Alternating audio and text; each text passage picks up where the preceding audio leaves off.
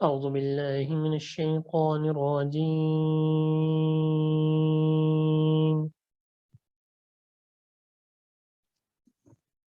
بسم الله الرحمن الرحيم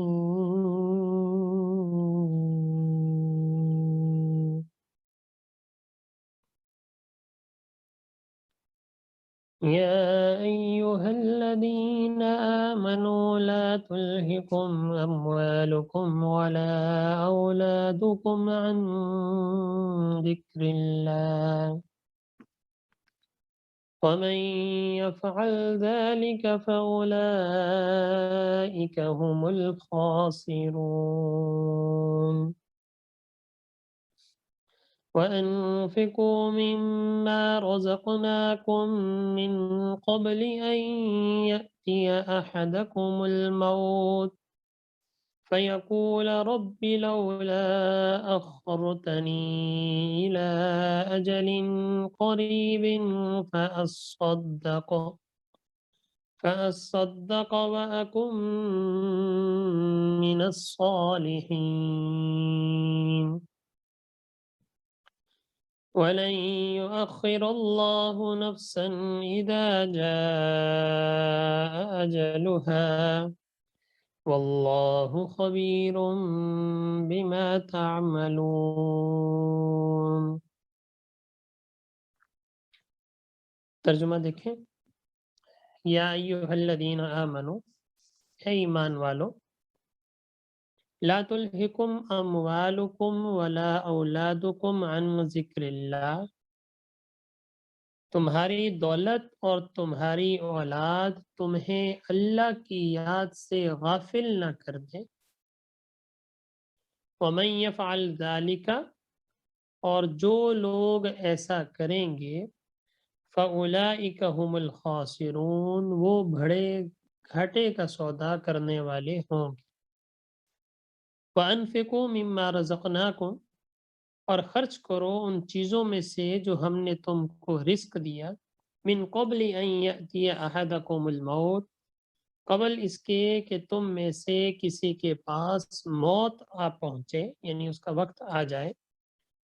فیقولا، اور وہ کہے، رب لولا اخرتنی الی اجل قریب، اے میرے پروردگار تو نے مجھے تھوڑی دیر کے لیے اور مہلت کیوں نہ دی. فَأَصَّدَّقَ وَأَكُن مِّنَ الصَّالِحِينَ، کہ میں خوب صدقہ کرتا اور نیک لوگوں میں شامل ہو جاتا. وَلَن يُؤَخِّرَ اللَّهُ نَفْسًا إِذَا جَاءَ أَجَلُهَا، اور جب کسی شخص کا معین وقت آ جائے تو اللہ اسے ہرگز مہلت نہیں دینا. واللہ خبیر بما تعملون، اور جو کچھ تم کرتے ہو اللہ اس سے پوری طرح باخبر ہے. یہ سورۃ المنافقون کی 9 سے لے کے 11 تک آیات تلاوت اور ان کا ترجمہ کیا گیا کہ اس میں تو اللہ تعالیٰ نے دو چیزوں سے جو خاص طور پر انسان کی عبادت، انسان کی اطاعت اور ان چیزوں میں جو رکاوٹ بنتی ہیں، اللہ نے ان کا تذکرہ کر کے ان چیزوں سے منع فرمایا، جس کی تفصیل ابھی عنقریب آ جائے گی، کہ کہیں یہ دو چیزیں تمہیں اللہ کی یاد سے غافل نہ کر دیں. پہلی چیز مال و دولت، اور دوسری چیز اولاد. کہ یہ دونوں ایسی چیزیں ہیں کہ جن کی وجہ سے عام طور پر انسان اللہ تعالیٰ کی اطاعت سے غفلت کا شکار ہو جاتا ہے. عام طور پہ ان چیزوں کا تذکرہ اللہ نے کیا.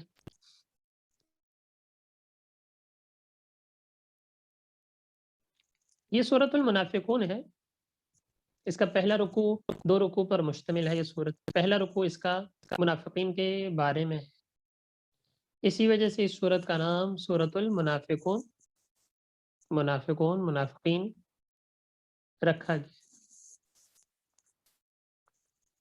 یہ اصل میں واقعہ ہے جس کے پہلے بھی تذکرہ آیا تھا نا، غزوہ بنو مستلق یا غزوہ مریسی، کہ تقریباً 5 یا 6 ہجری کا واقعہ ہے کہ آپ صلی اللہ علیہ وسلم کو اطلاع ملی کہ غزوہ بنی مستلق کے جو لوگ ہیں انہوں نے مسلمانوں کے خلاف جنگ کا اعلان کیا ہے، مسلمانوں پر حملہ کر دیں گے، اس کا ان لوگوں نے اعلان کیا۔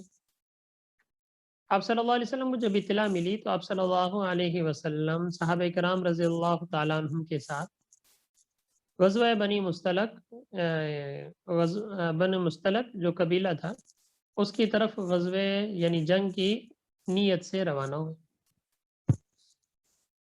وہاں جب صحابہ کرام رضی اللہ تعالیٰ عنہم پہنچے تو وہاں جنگ ہوئی، تیروں کی خطرناک لڑائی ہوئی جس میں مسلمان غالب رہے، اور بنو مستلق والے وہاں سے فرار ہو کے ان کے کافی سارے لوگ زخمی ہوئے، اور یہ لوگ وہاں سے پھر فرار ہوئے اور ان کو شکست ہوئی۔ اور اسی موقع پہ موریسی نامی ایک جگہ تھی، پانی کا نام تھا، جہاں مسلمانوں نے پڑاؤ ڈالا تھا۔ تو اسی دوران یہ واقعہ پیش آیا کہ کچھ مہاجرین اور انصار میں پانی کے سلسلے میں کوئی انبن ہو گئی، جس کی وجہ سے وہاں جو انصار تھے انہوں نے اپنے انصار کو بلایا، اور جو مہاجرین تھے انہوں نے اپنے مہاجر ساتھیوں کو بلایا، اور دو ایک فرقوں کی طرح دو بن گئے، اور قریب تھا کہ ان دونوں میں لڑائی ہو جاتی۔ منافقین نے اور اس کو شے دی، کیونکہ منافقین بھی آپ صلی اللہ علیہ وسلم کے ساتھ اس جنگ میں شریک ہو گئے تھے، کیونکہ مال کی لالچ تھی۔ آگے جس طرح آ رہا ہے کہ مال اور اولاد عام طور پہ یہی سبب بنتے ہیں انسان کی بربادی کا۔ تو یہ لوگ بھی شامل ہو گئے تھے منافق، ان کو پتہ تھا کہ آپ صلی اللہ علیہ وسلم کی فتح ہوگی، اور سچی دل سے مسلمان نہیں تھے، تو اس لالچ میں کہ ہمیں کچھ مال و دولت بھی مل جائے گا مال غنیمت کے طور پہ، تو یہ مسلمانوں کے ساتھ شامل ہو۔ جب اس طرح کی کیفیت پیدا ہوئی مسلمانوں کے آپس میں درمیان، تو انہوں نے اس کو اور شے دی، اور یہاں تک کہ ایک لڑائی کی کیفیت پیدا ہوئی۔ آپ صلی اللہ علیہ وسلم کو جیسے اطلاع ملی فوراً آیا، اور آپ صلی اللہ علیہ وسلم نے تنبیہ فرمائی اور غصے کا اظہار فرمایا کہ یہ کیسے جاہلیت کا نعرہ ہے، فرقہ واریت کا نعرہ ہے، کہ انصار والے انصار والوں کو بلا رہے ہیں، مہاجر مہاجروں کو بلا رہے ہیں، یہ تو بڑا ناپسندیدہ نعرہ ہے۔ اسلام نے تو ہمیں ایک درس دیا مسلمان ہونے کا، ہم تو ایک قوم ہے، پھر یہ فرقہ واریت کیوں؟ تو خیر آپ صلی اللہ علیہ وسلم کی آمد کی وجہ سے مسلمانوں کو تنبہ ہوا، اور انہوں نے اللہ تعالیٰ سے پھر توبہ استغفار کی۔ اسی جنگ میں نے کہا کہ منافقین بھی شامل تھے، اور ان کے سردار عبداللہ بن ابی منافق جو منافقوں کا سردار تھا، اور یہ چونکہ قبیلے کا سردار بھی تھا، اس نے اس جنگ میں جب اس کو پتہ چلا تو اس نے برے الفاظ استعمال کیے، اور اس نے کہا اپنے منافق لوگوں کو کہ یہ تو خام خواہ تم لوگوں نے ان مہاجرین کو انصار کو سر پہ سوار کیا ہوا ہے، یہ تو ہمارا علاقہ ہے مدینہ، یہ لوگ پتہ نہیں کہاں سے آ کے ہم پہ سوار ہو گئے، اب ہم جب مدینہ جائیں گے تو ہم ان کو خوب سبق سکھائیں گے، اور جو ذلیل لوگ ہیں ان کو ہم مدینہ سے نکال دیں گے۔ نعوذ باللہ اس کی مراد آپ صلی اللہ علیہ وسلم تھی کہ یہ مسلمان اور یہ نعوذ باللہ یہ ذلیل لوگ ہیں۔ اسی دوران زید بن ارقم رضی اللہ تعالیٰ عنہ صحابی تھے، انہوں نے جب یہ عبداللہ سے یہ ایسی بات سنی، عبداللہ بن ابی منافق سے، تو بڑا غصہ آیا ان کو، اور انہوں نے کھڑے ہو کے کہا کہ تم ایسی غلط بات کر رہے ہو، آپ صلی اللہ علیہ وسلم معزز ہیں، مسلمان معزز ہیں، تم ان کو ایسے برا بلا کہہ رہے ہو، میں آپ صلی اللہ علیہ وسلم کو جا کے بتاؤں۔ جب اس کو اب دکھا کہ یار یہ تو میری بدنامی کر دے گا، تو اس نے پھر بات کو پلٹا کہ میں تو وہ مذاق کر رہا تھا، میری مراد یہ تھوڑی تھی۔ خیر زید بن ارقم رضی اللہ تعالیٰ عنہ آپ صلی اللہ علیہ وسلم کے پاس گئے، اور ان کو جا کے بتایا کہ یہ اس طرح کی باتیں کر، تو آپ نے واقعی تصدیق کی، کیا واقعی اس طرح بات کر رہا تھا؟ ان کے جی بالکل نہیں، بھائی تمہیں کوئی غلط فہمی تو نہیں ہوئی؟ نہیں بالکل غلط فہمی۔ خیر آپ صلی اللہ علیہ وسلم نے غصے کا اظہار فرمایا، ناگواری چہرے پہ آئی، تو آپ نے پھر جب ان کو بلایا عبداللہ بن ابی منافق کو، تو اس نے قسمیں کھا لی کہ میں نے تو ایسی کوئی بات نہیں کی، اور کچھ نے ان کی تائید بھی کر دی ان کے منافق لوگوں نے۔ اب سارے زید بن ارقم رضی اللہ تعالیٰ عنہ کو برا بھلا کہنے لگے کہ شاید انہوں نے غلط بیانی کی ہے، کہ سردار تھے ان پہ الزام لگایا۔ خیر کہہ رہے ہیں کہ اسی دوران اس طرح کی باتیں چھڑیں، اور یہ بات جب پورے قافلے میں پھیل گئی کہ عبداللہ بن ابی منافق نے ایسی باتیں کی ہیں، تو چے میں گوئیاں شروع ہو گئی۔ آپ صلی اللہ علیہ وسلم نے فوراً قافلے کا وہاں سے روانگی کا حکم فرمایا، اور قافلہ مسلسل چلنے لگا۔ اب لوگ آ کے زید بن ارقم کو کہہ رہے ہیں کہ تم جا کے آپ صلی اللہ علیہ وسلم سے معافی مانگو، تم نے اس طرح غلط بات، غلط الزام لگا۔ انہوں نے کہا میں نے تو غلط نہیں مانا، میں نے اپنے کانوں سے سنا۔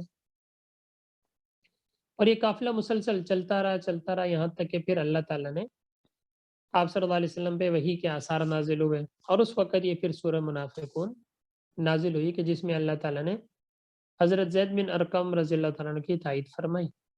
اور یہ سواری میں آپ صلی اللہ علیہ وسلم کی سواری کے قریب ان کی سواری جا رہی تھی، تو آپ صلی اللہ علیہ وسلم جب وحی کے آثار ختم ہوئے تو آپ نے اپنی سواری ان کے قریب کی، اور جا کے سواری کا ان کا یعنی کان پکڑا اور ان سے کہا کہ مبارک ہو، اللہ تعالیٰ نے تمہارے قول کی تصدیق کی ہے کہ واقعی تم نے سچ کہا تھا۔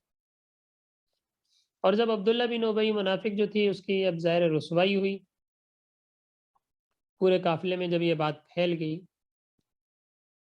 تو حضرت عمر فاروق رضی اللہ تعالیٰ نے بھی آئے کہ آپ حکم دے تو ہم ان کا سر قلم کر دیں۔ تو آپ صلی اللہ علیہ وسلم نے فرمایا کہ نہیں، ایسی بات نہیں ہے، لوگ کیا کہیں گے کہ اپنے لوگوں کو ہی مار رہا ہے، اپنے لوگوں کو قتل کر رہے ہیں، طرح طرح کی باتیں ہوں گی، تو لہٰذا چھوڑو، درگزر کرو، کوئی مسئلہ نہیں۔ یہاں تک کہ ان کی بیٹی بھی ہے کہ آپ صلی اللہ علیہ وسلم مجھے اجازت دیں میں اپنے والد کا سر قلم کروں، حالانکہ میں سب سے زیادہ فرما بردار بیٹا ہوں، لیکن آپ صلی اللہ علیہ وسلم نے اس سے بھی منع فرمایا کہ اس کے لیے اتنا کافی ہے کہ اس کی رسوائی پورے مدینہ میں ہو چکی۔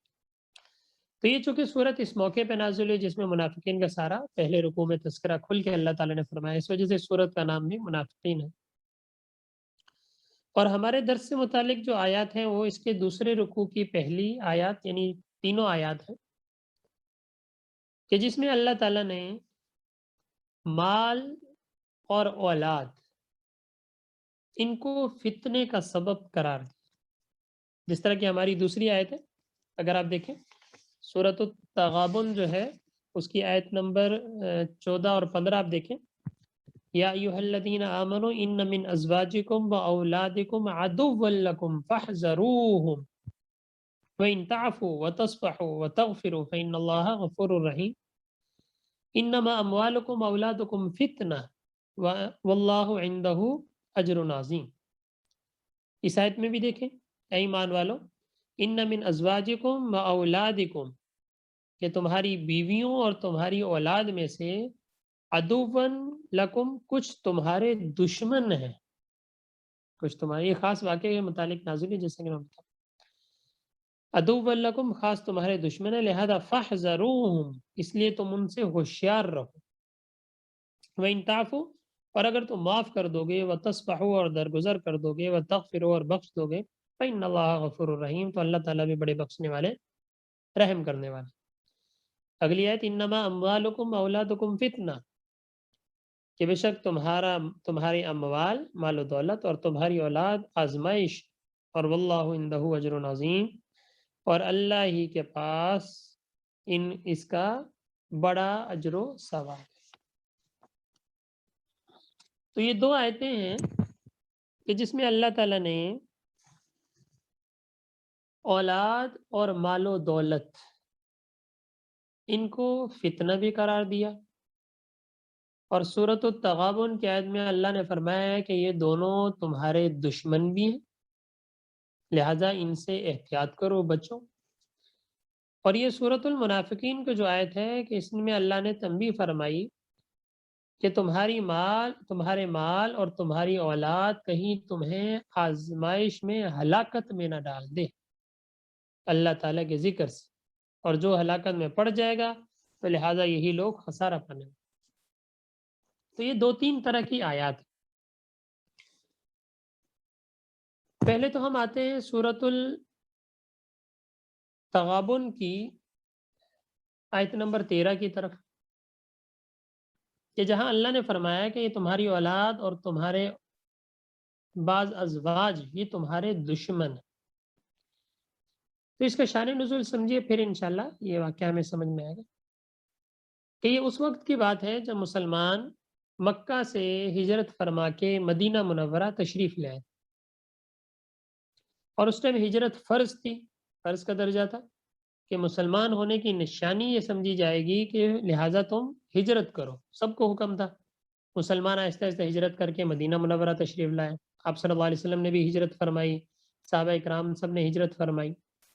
لیکن کچھ مسلمان اس میں ایسے بھی تھے جو تھے تو مسلمان لیکن تھے مکہ مکرمہ میں۔ جب مکہ مکرمہ میں تھے تو وہاں اللہ تعالیٰ نے حکم دیا کہ اب ہجرت کر کے چلے جاؤ، لیکن ان لوگوں نے اپنی مال کی وجہ سے یا اپنی ازواج بیویوں کی وجہ سے، بچوں کی وجہ سے انہوں نے ہجرت نہیں فرمائی۔ اور میں نے بتایا یہ وقت وہ تھا کہ جب ہجرت کرنا فرض کا درجہ رکھتا تھا، جس طرح نماز فرض ہے، روزہ فرض ہے، زکوٰۃ فرض ہے، تو اسی طرح اس وقت ہجرت بھی فرض تھی۔ تو لہذا ان لوگوں نے ہجرت نہیں کی اس وجہ سے، تو اللہ تعالیٰ نے ان کے بارے میں فرمایا کہ تمہاری اولاد اور تمہارے مال و دولت اور تمہاری بیویاں ان میں سے بعض تمہارے لیے دشمن، کہ دشمن ہی تو ہیں جو اللہ کے راستے میں رکاوٹ بنے، ہجرت کرنے نہیں دی، لہذا ان سے احتیاط برتو۔ ایک تو یہ حکم دیا، اور پھر اگر یہ توبہ کر لیتے ہیں کہ اگر ان کو واقعی تنبیہ ہوگی جب یہ آیات نازل ہوئی تو انہوں نے توبہ استغفار کر لیا تو ٹھیک ہے، بیویوں سے غلطی ہو گئی یا کوئی ایسا تلافی ہو گئی، لہذا ایسی صورت میں اس کی تلافی کرنی چاہیے۔ تو لہذا اب یہ نہیں کہ ان بیویوں پہ ظلم شروع کر دو، بلکہ درگزر کرو، معاف کرو۔ اب جب تنبیہ ہو گئی ہے تو اللہ تعالیٰ بھی تو معاف فرماتے ہیں نا، ہم کتنی غلطیاں کر دیتے ہیں۔ تو لہذا ایسے موقع پہ اگر ان بیویوں سے، اگر ان اولاد سے غلطی ہو گئی ہے تو لہذا تم معاف کر دو، اللہ تعالیٰ بھی تمہیں کیا کر دیں گے؟ معاف فرما دیں۔ اور پھر اسی کی اگلی آیت میں، سورۃ التغابن کی اگلی آیت میں کہ انما اموالکم اولادکم فتنہ، کہ تمہارا مال اور تمہاری اولاد بڑی آزمائش، بڑے فتنے کی چیز۔ اور اس آیت میں بھی یا ایھا الذین آمنوا لا تلھکم اموالکم اولادکم عن ذکر اللہ، کہ ایمان والو کہ تمہارے مال اور تمہاری اولاد تمہیں اللہ کی یاد سے غافل نہ کر دے۔ اور جو شخص ایسا کرے گا یعنی اللہ کی یاد سے غافل ہو جائے گا، فَأُولَٰئِکَ هُمُ الْخَاسِرُونَ، تو لہٰذا یہ شخص، ایسے لوگ خسارہ پانے والے شمار کیے جائیں۔ تو یہاں دیکھیں اللہ تعالیٰ نے خاص طور پہ یہاں دو چیزوں کا تذکرہ فرمایا، سمجھیے گا۔ نمبر ایک مال و دولت، اور نمبر دو اولاد۔ حالانکہ بالاتفاق مفسرین فقہا یہاں ہر وہ چیز مراد ہے کہ جو اللہ کی یاد سے غفلت میں ڈال دے، اللہ کی یاد سے انسانوں کو غافل کر دے، وہ تمام چیزیں یہاں مراد ہیں۔ کیا ایمان والو کہ وہ تمام چیزیں تمہیں اللہ کے ذکر سے، اللہ کے ذکر سے کیا مراد یہاں پہ؟ مفسرین نے فرمایا کہ اس سے مراد، بعض نے فرمایا نماز ہے، اور بعض نے فرمایا نہیں، نماز، روزہ، حج، زکوٰۃ، جو سارے فرائض میں داخل ہیں وہ مراد ہیں، اور بعض نے فرمایا نہیں، اس سے اللہ تعالیٰ کی ہر اطاعت مراد، شریعت مراد، کہ جو چیز تمہیں اللہ تعالیٰ کی کسی بھی چیز سے، کسی بھی اطاعت سے غافل کر دے، تو لہٰذا وہ اس آیت میں مراد ہے کہ تمہیں اللہ کی یاد سے، اللہ کی اطاعت سے یہ چیزیں غافل نہ کریں۔ اور میں نے عرض کیا کہ یہاں دو چیزوں کا اللہ نے خاص طور پہ تذکرہ، ویسے تو مراد ہر چیز ہے کہ ہر وہ چیز جو اللہ کی یاد سے غافل کر دے تو لہذا وہ چیز تمہارے لیے ہلاکت کا سبب ہے، لیکن دو چیزوں کا اس وجہ سے تذکرہ فرمایا کہ عام طور پہ انسان جو اللہ کی یاد سے غفلت برتتا ہے وہ ان دو چیزوں کی وجہ سے ہوتا ہے، کہ یا تو اولاد، ازواج، ان کی محبت کی وجہ سے، کہ انسان سارا دن کام کاج کر رہا ہے کس کے لیے؟ اولاد کے لیے، سارا دن کام کاج کر رہے ہیں کس کے لیے؟ اپنی بیوی کے لیے، اور اس کی وجہ سے وہ اللہ کی یاد سے غافل ہو جاتا ہے۔ ایک تو یہ وجہ بن سکتی ہے، اور دوسری وجہ انسان کا مال و دولت، کہ مال کے لیے مال کمانے کے لیے حلال و حرام کی تمیز نہ رہے، کوئی بھی چیز کی تمیز نہ رہے، بس انسان 24 گھنٹے مال مال مال اسی چکر میں لگا ہوا ہے، تو عام طور پہ یہ دو چیزیں انسان کے لیے رکاوٹ کا سبب ہے۔ کیونکہ ایک تو انسان کو مال و دولت کی ضرورت ہے اپنی ذات کے لیے، یا انسان جو محنت کرتا ہے، اس وقت بھی ہم دیکھیں تو انسان کس کے لیے محنت کرتا ہے؟ بیوی بچوں کے لیے۔ عام طور پہ انسان انہی کے لیے محنت کرتا ہے، بیوی بچوں کے لیے۔ ورنہ اگر انسان اکیلا ہے، مثال کے طور پہ چھڑا ہے، اس کو تو کوئی فکر ہی نہیں ہوتی، وہ تو ایسے لاؤبالی پانا ہے، بھلے کھانا مل گیا کہیں کھا لیا، تھوڑا بہت کما لیا، کوئی پوچھنے والا تھوڑی۔ لیکن جب شادی ہو جاتی ہے، شادی ہونے کے بعد ذمہ داریاں آتی ہیں، تو اب ساری ضروری ہے بھائی، خود کچھ کھاؤ نہ کھاؤ، بیوی کو کھلانا ضروری، خود بھلے جیسی بھی زندگی گزر رہی ہے، بیوی کے لیے آسائش کا بندوبست کرنا ضروری ہے۔ اسی طرح اگر اللہ تعالیٰ اولاد کی نعمت سے نوازتا ہے، تو اب اولاد کی ذمہ داریاں عائد ہوتی ہیں کہ اولاد کی صحیح معنی میں تربیت کی جائے، قرآن کے صحیح معنی میں تعلیم و تربیت کا بندوبست کیا جائے، ان کے لیے کھانے پینے کو بندوبست کیا جائے، ان کے لیے رہائش کا بندوبست کیا جائے۔ تو انسان ساری زندگی جو محنت کرتا ہے وہ عام طور پہ اپنی اولاد کے لیے کرتا ہے۔ ورنہ اکیلا اگر آدمی ہو، اس کو کس چیز کی فکر ہے؟ کوئی مسئلہ نہیں۔ انسان تو کہیں بھی سو گیا، کہیں بھی چلا گیا، کہیں بھی کچھ کھا پی لیا، کوئی مسئلہ تھوڑی ہوتا ہے۔ لیکن شادی ہونے کے بعد ذمہ داریاں انسان پہ عائد ہوتی ہیں، اور یہ ایک مرد کی ذمہ داری ہے کہ وہ اپنے گھر کی کفالت کرے۔ گھر میں بیوی بچے ہیں، ان کو خیال رکھنا، ان کے کھانے پینے کا بندوبست رکھنا، ان کے لباس کا بندوبست رکھنا، ان کی رہائش کا بندوبست رکھنا، یہ مرد کی اول ذمہ داری ہے۔ اور اسی کے لیے انسان بھاگ دوڑ کرتا ہے، اسی کے لیے انسان کماتا ہے، اسی کے لیے انسان اپنے آپ کو کھپاتا ہے۔ لیکن اللہ نے فرمایا کہ ایک لمٹ تو ہے، اللہ نے فرائض رکھے ہیں، لہٰذا تمہیں جاب بھی کرنی ہے، تمہیں تجارت بھی کرنی ہے، تمہیں کمانا بھی ہے، لیکن ایک لمٹ میں کمانا ہے، کہ اس طور پہ محنت کرنی ہے کہ یہ محنت تمہیں اللہ کی یاد سے غافل نہ کرے۔ بھئی رزق کا وعدہ تو اللہ نے لیا ہے نا، جب اللہ نے لیا تو محنت کرو گے، اللہ تعالیٰ تمہیں رزق دے گا۔ لیکن اس کے لیے تم اللہ کو ہی بھول جاؤ، پتہ چلا جی صبح سے لے کے رات تک جاب میں ہے، نماز کی کوئی فکر نہیں، 24 گھنٹے یا صبح سے لے کے رات تک اپنی دکان پہ ہے، نماز کی کوئی فکر نہیں، صبح سے لے کے رات تک اپنی دکان پہ کاروبار میں، نماز کی کوئی فکر نہیں، جاب کی وجہ سے آپ کا روزہ چھوٹ رہا ہے، روزے کی کوئی فکر نہیں، جاب کی وجہ سے آپ پہ حج فرض ہو گیا، آپ نہیں جا رہے، آپ کے پاس وقت نہیں ہے، آپ نہیں جا رہے، یا آپ کے پاس نماز کے لیے ٹائم نہیں ہے، آپ نہیں جا رہے۔ اگر ان مسائل کی وجہ سے آپ کی یاد میں، آپ کے ذکر میں، آپ کی نماز روزے میں خلل واقع ہو رہا ہے، تو پھر ہم اس آیت میں داخل۔ تو اللہ تعالیٰ فرما رہے ہیں کہ تمہارے ذمے اللہ نے فرض کیا، بیوی بچوں کے حقوق بھی ہیں، تجارت بھی ہے، جاب بھی ہے، ساری چیزیں ہیں، لیکن اس طور پہ یہ ساری چیزیں کرنی ہیں کہ اللہ کی یاد سے تمہیں غافل نہ کر دیں۔ اگر اس کی وجہ سے نماز چھوٹ گئی ہماری، اگر اس کی وجہ سے روزہ چھوٹ گیا ہمارا، اگر اس کی وجہ سے حج چھوٹ گیا ہمارا، تو پھر ہم اس وعید میں داخل ہیں کہ یہ چیزیں ہمارے لیے ہلاکت کا سبب۔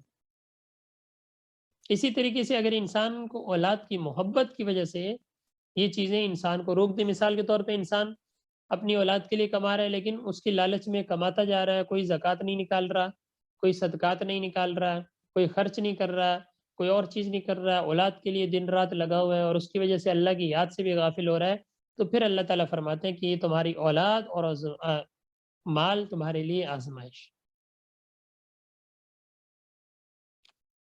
اور دوسرا اس آیت میں ایک اور نقطے کی طرف بھی اشارہ ہے کہ اس آیت میں یہ دو چیزوں کا یہ تذکرہ کیوں کیا گیا ہے۔ یہ اکثر میں بیان کرتا ہوں کہ دو چیزوں کا تذکرہ اس لیے فرمایا ہے کہ یہ دونوں چیزیں انسان کے اپنے بس میں نہیں ہیں۔ عجیب بات ہے کہ دیکھیں، مثال کے طور پہ انسان تعلیم حاصل کرتا ہے، محنت کرتا ہے، یا اس کے بعد انسان مثال کے طور پہ کاروبار شروع کرتا ہے، لیکن کاروبار شروع ہونے کے بعد آپ کو کاروبار فائدہ بھی دے دے، کوئی گارنٹی ہے؟ کوئی گارنٹی؟ فلاپ ہو جائے، کاروبار میں لاس ہو جائے، آپ نے اتنی ایجوکیشن حاصل کی لیکن ایجوکیشن کے بعد اسی اسٹینڈرڈ کی اسی لحاظ سے آپ کو جاب بھی مل جائے ضروری ہے؟ کوئی ضروری نہیں. بڑے بڑے پی ایچ ڈی لوگ ہمارے یہاں ایسے گھوم رہے ہیں, کوئی پوچھتا ہی نہیں ان کو. آپ دیکھتے ہیں, اگر آپ دیکھیں مثال کے طور پہ ایک ہوٹل اس طرف ہے, ریسٹورینٹ روڈ کے اس طرف ہے, دوسرا ریسٹورینٹ روڈ کے اس طرف ہے. اکثر آپ دیکھو گے اس ریسٹورینٹ پہ رش زیادہ ہے, اس پہ لوگ جاتے کم ہیں, حالانکہ سیم کھانا پک رہا, ٹیسٹ میں بھی کوئی فرق نہیں. آپ دیکھتے ہیں اس طرف بھی ایک کپڑے کی دکان ہے, اس طرف بھی, یہاں رش لگا رہتا ہے, وہاں کوئی جاتا نہیں. اس طرف بھی کریانہ اسٹور ہے, اس طرف بھی کریانہ اسٹور ہے, یہاں رش لگا رہتا ہے, دنیا اندھا دھن ہے, وہاں لوگ جاتے کم. بھئی وہ بھی تو وہی آئل بیچ رہا ہے, وہی چاول بیچ رہا ہے, وہی پتی بیچ رہا ہے, ساری چیزیں وہی. تو اس کا مطلب یہ کہ انسان محنت کر سکتا ہے لیکن رزق کتنا دینا ہے, کس کو کم دینا ہے, یہ تو انسان کے بس میں نہیں ہے. ایک کو اللہ تعالیٰ اسی بزنس سے زیادہ نواز رہا ہے اور دوسرے کو اس میں سے کچھ بھی نہیں مل رہا. تو اس کا مطلب یہ ہے کہ مال کا آنا یہ بھی انسان کے بس میں نہیں, اختیار میں نہیں. دونوں ساتھی ہیں, دو ساتھ پڑھ رہے ہیں, دونوں نے پی ایچ ڈی ایک ساتھ کر لی, ایک ماشاءاللہ اچھی پوسٹ پہ چلا گیا, دوسرے کو جاب ہی نہیں مل رہی. کوئی فرق تو ہے نا. اس کا مطلب مال و دولت کے لیے انسان کوشش تو کر سکتا ہے لیکن ہر ایک کو اتنا ہی مال و دولت مل جائے ایسا تو نہیں ہے نا. تو اس کا مطلب یہ ہے کہ مال کا آ جانا, مال وغیرہ کا آ جانا یہ انسان کے اپنے بس میں نہیں ہے, پہلی چیز. اور دوسری چیز دیکھیں, اولاد. انسان شادی کرتا ہے لیکن شادی ہونے کے بعد آیا یقینی طور پہ اولاد ہو جائے یہ کنفرم ہے؟ کوئی کنفرم نہیں. لوگ شادی کرتے ہیں ماشاءاللہ, شادی کرنے کے بعد کسی کی اولاد ہو رہی, کسی کی نہیں ہو رہی. لیکن انسان یہ کہے شادی کے بعد میرے 3 بیٹے ہوں 3 بیٹیاں ہوں, انسان کے بس میں کیا ہے؟ نہیں. کسی کو اللہ بیٹے دے دیتا ہے, کسی کو اللہ بیٹیاں دے دیتا ہے, کسی کو اللہ دونوں دے دیتا ہے, کسی کو اللہ کچھ بھی نہیں دیتا. انسان کوشش کر سکتا ہے. تو اس کا مطلب یہ ہے کہ اولاد کا بھی حاصل ہو جانا یہ انسان کے اپنے بس میں نہیں ہے. انسان شادی کرے گا, کوشش کرے گا, باقی انسان کی اولاد ہو جائے یا نہ ہو یہ تو اللہ تعالیٰ کی مرضی ہے. تو اللہ تعالیٰ فرما رہے ہیں کہ جس طرح اولاد, جس طرح مال, دونوں کے لیے تم لوگ کوشش کر سکتے ہو لیکن یہ حاصل بھی ہو جائے یہ تمہارے اختیار میں نہیں ہے. یہ صرف اللہ تعالیٰ کے فیصلے ہیں کہ اللہ جس کو چاہے اولاد سے نواز دے اور اللہ جس کو چاہے مال سے نواز دے.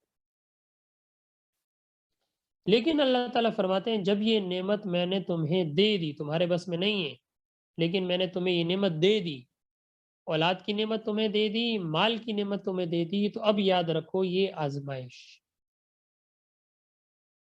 انما اموالکم اولادکم فتنہ, کہ یہ مال اور یہ اولاد تمہارے لیے بڑی آزمائش. تمہارے بس میں نہیں تھا, اللہ نے دے دیا نا.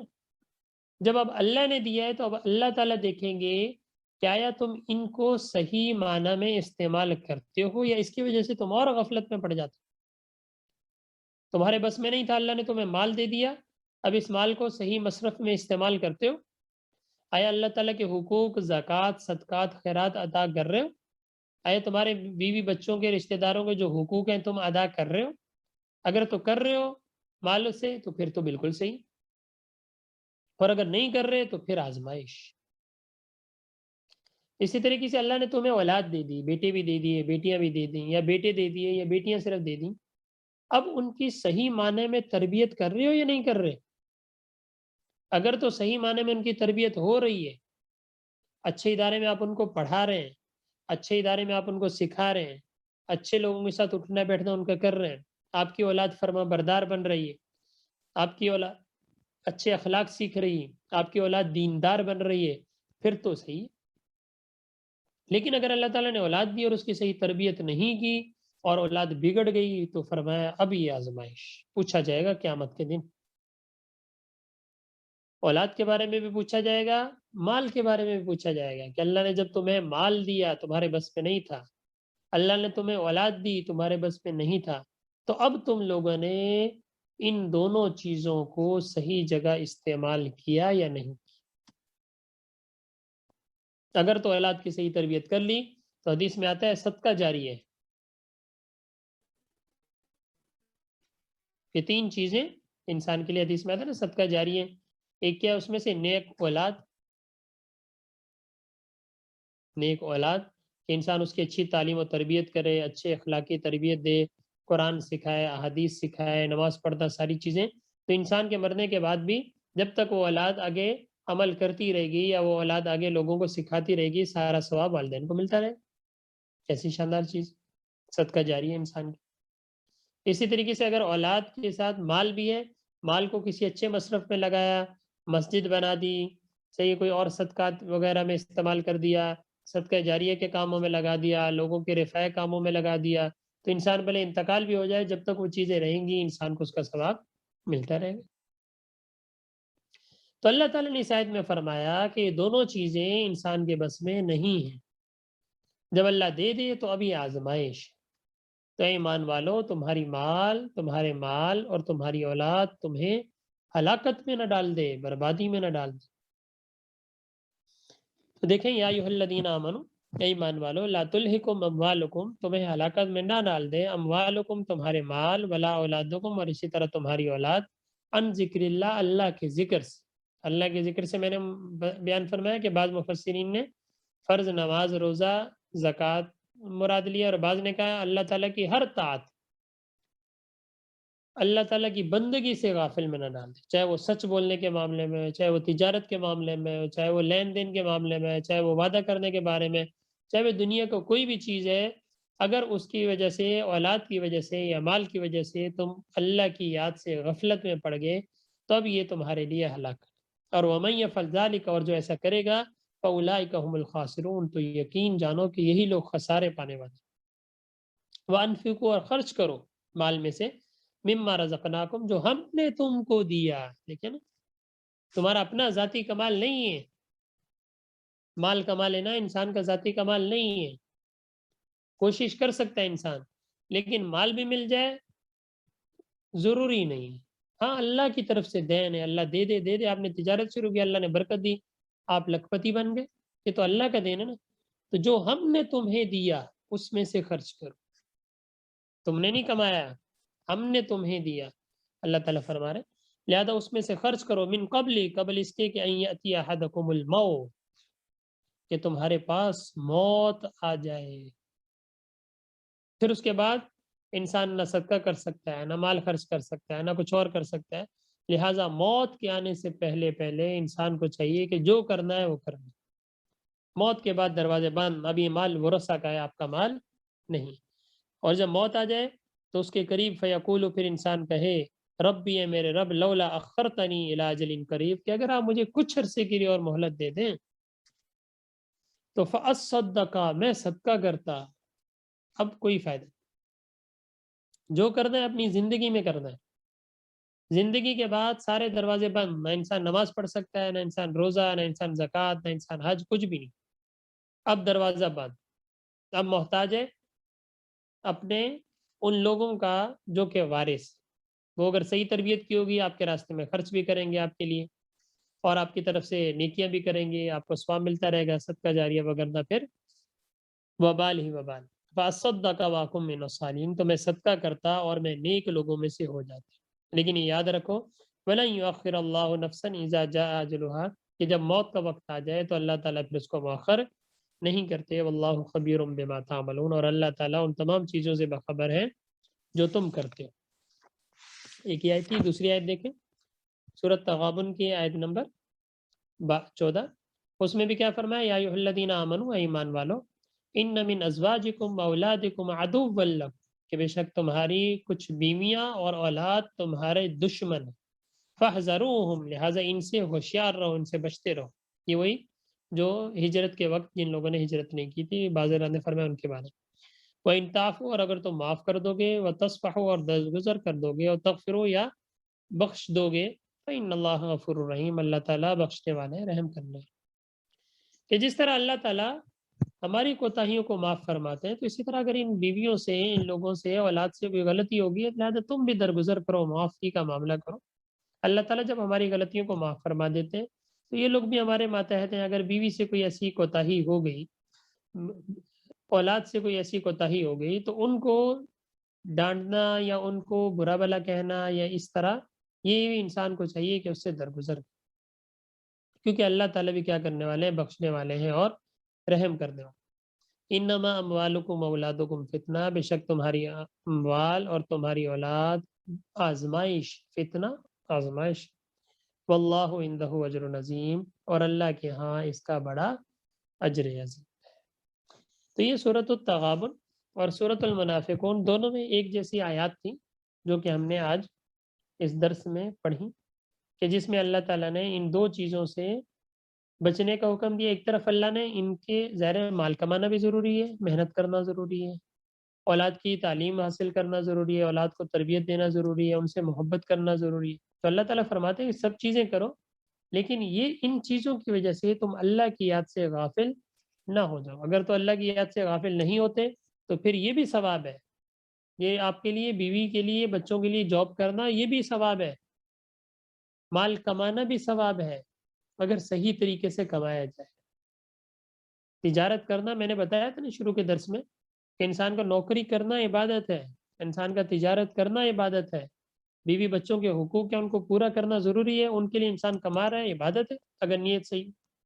لیکن اگر اس کی وجہ سے انسان غافل ہو رہا ہے، اس کی وجہ سے انسان کی نماز بھی چھوٹ جائے، اس کی وجہ سے روزہ بھی چھوٹ جائے، تو پھر فرمایا اب یہ آزمائش، اب یہ فتنہ ہے، اب یہ ہلاکت۔ تو لہٰذا ان چیزوں کے حقوق ادا کرنے کے ساتھ ساتھ اللہ کی یاد سے غفلت میں نہ پڑ جائے انسان، یہ انسان کے لیے بڑی کامیابی۔ صحابہ کرام رضی اللہ تعالیٰ نے تجارت نہیں کی کیا؟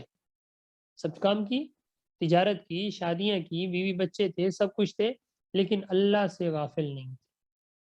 اگر اللہ سے غافل نہیں ہے تو یہ چیزیں عبادت، اور اگر ان چیزوں کی وجہ سے انسان غفلت میں پڑ جائے، نماز روزے سے جاتا رہے، تو پھر یہ چیزیں آزمائش ہے، فتنہ ہے۔ تو اللہ تعالیٰ ہمیں ان باتوں کو سمجھنے کی اور ان بیوی بچوں کے حقوق کو ادا کرنے کی اور اللہ تعالیٰ کے حقوق کو ادا کرنے کی توفیق عطا فرمائے۔